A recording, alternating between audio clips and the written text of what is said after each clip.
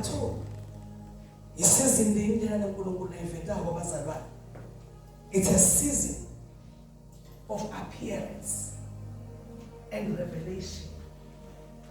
Hallelujah. Amen.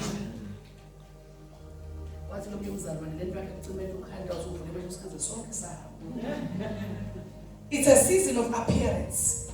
You see, bazalwane, in the wilderness, labasa khona haga. Nkulunkulu akazange appear anywhere. But once she was in the wilderness, then God appeared to her and then revealed himself to her.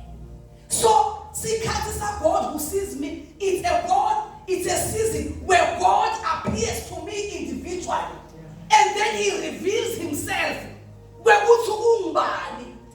To me, he gives you a personal revelation.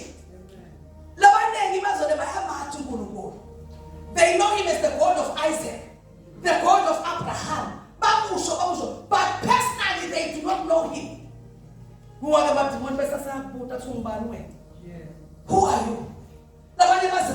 Who is your God? If I can give you an assignment, you have a page. It's who is your God? Men of you and God.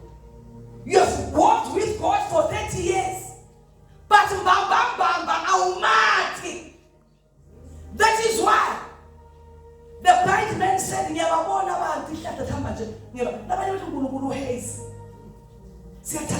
my Father, my God. Who is that God that you are praying to? Do you have a personal revelation of who he is, Pastor Mlu?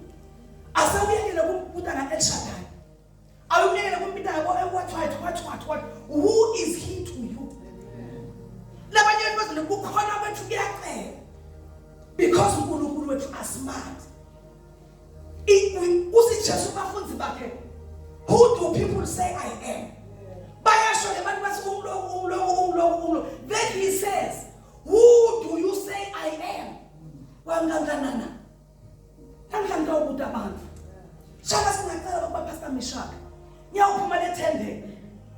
Who is God to you? The revelation that you have about the Almighty God coming from a personal encounter. Smart. Says about the God of Abraham. You are the God of Isaac. But many of us are without a personal revelation of who God is. This is a season like when I've not invented a pandemic God.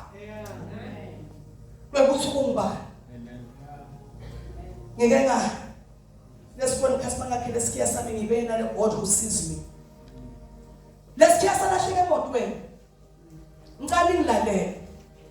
it got lost in the car.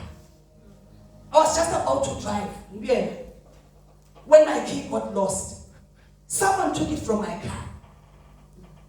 But it was found at the bottom of my desk. By some people who were trying to scare some. For my heritage. I addressed the staff as in consumer data.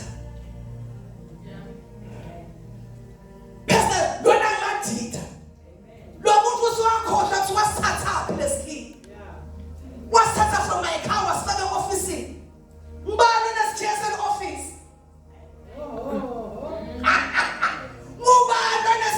Office.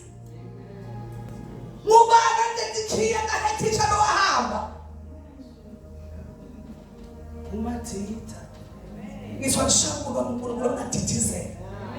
One Shangu not teaches. That what give me uvele as matita. The one who confuses and exposes my enemies. Whether they make blunders and mistakes. I even that such in the skin.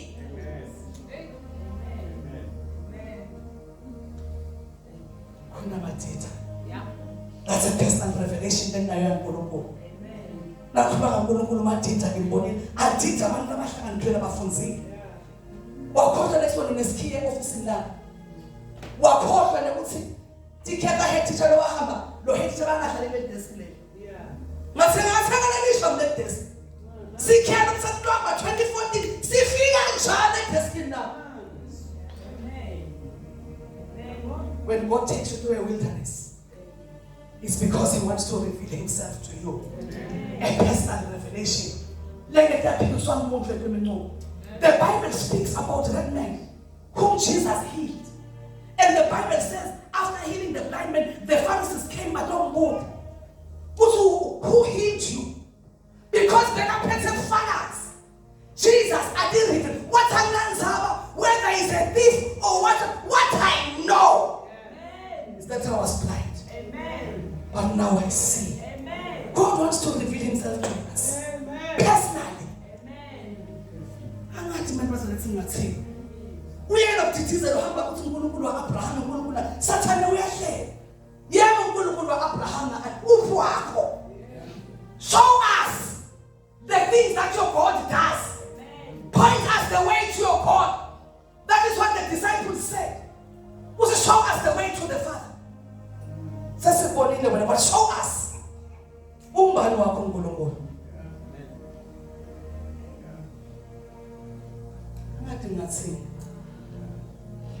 Animati bazalwane uNkulunkulu.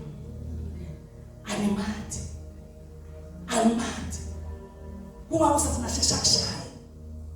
Because of the intangible Lona nginefakazi. He is God who sees me. Nginefakazi. Uyabona basandulele. Ngithowe imvunza ngalesithathu noma ngalesibili. Hey, I'm too one thing to tell one nation. What's the name of it? What about Tangan Force? I'm not being finished with Fatoa. What is one of the animal? I feel like that. What's your feel of a cat? I'm made it that way. I don't have your work. Ingozi malangene ngathi bamganza amen wasiyemilisi bamjikisa bathi beke emuva bathitha thethe lo muntu kwazi ulenga abantu bafana athi ngiyindvodza manje uNkulunkulu bafuna activate lokho ukuthi I conquer